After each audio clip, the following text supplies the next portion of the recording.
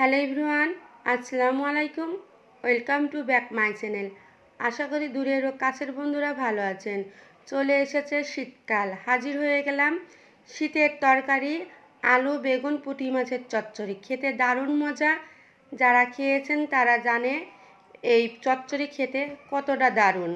আর যারা খাননি তারা বাসায় একবার হলে এভাবে আলু বেগুন পুঁটি মাছের চচ্চড়ি করে দেখবেন, খেতে কত দারুণ লাগে। ঠান্ডা চচ্চড়ি আর ঠান্ডা ভাতের সঙ্গে খেতে অসাধারণ লাগে। তো চলুন দেখে আসি কীভাবে এই চচ্চড়ি করি। এখানে বেগুন আমি লম্বা লম্বা করে এভাবে কেটে নিয়েছি, আলু লম্বা করে কেটে নিয়েছি পুঁটি মাছ কেটে ধুয়ে পরিষ্কার করে নিয়েছি। চলে যাচ্ছি চুলায়। ফ্রাই প্যানে 5 টেবিল চামচ তেল দিয়ে দিচ্ছি বেগুন,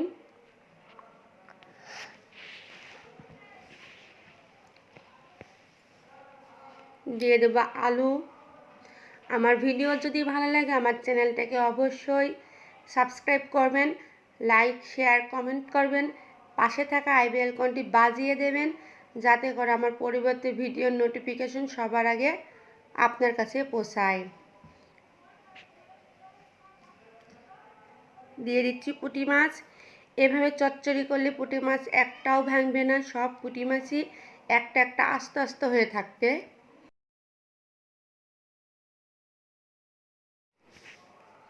দিচ্ছি 1/4 কাপ পেঁয়াজ কুচি,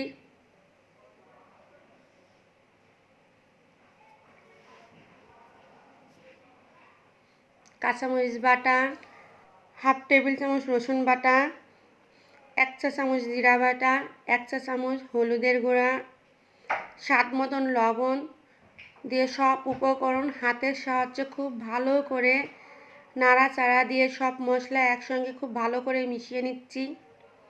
খুব ভালো করে মিশানো হয়ে গেছে। এ পর্যায়ে আমি মেজারমেন্ট কাপের 1 কাপ পানি দিয়ে দিচ্ছি। 1 কাপের বেশি, একটু পানিও বেশি দেবো না, কারণ আমি ঢাকা দিয়ে রান্না করব। এই ঢাকার মাধ্যমে খুব ভালোভাবে বেগুন আলু সিদ্ধ হয়ে যাবে। চুলা মিডিয়াম আঁচে রেখে ঢাকা দিয়ে দিচ্ছি। কিছুক্ষণ পর ঢাকনা উঠিয়ে আলতো হেঁটে নেড়ে চেড়ে দেবো, আর নাড়ব না।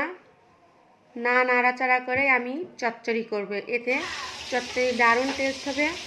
আমার চচ্চড়ি হয়ে গেছে, দেখেই বুঝতে পারছেন কতটা দারুণ হয়েছে। খেতে আরও দারুণ, অসম্ভব মজার তরকারি। শীতকালে খেতে দারুণ মজা। আপনারা বাসায় একবার হলো এইভাবে রান্না করতে পারেন। আজ এই পর্যন্তই। আল্লাহ হাফেজ।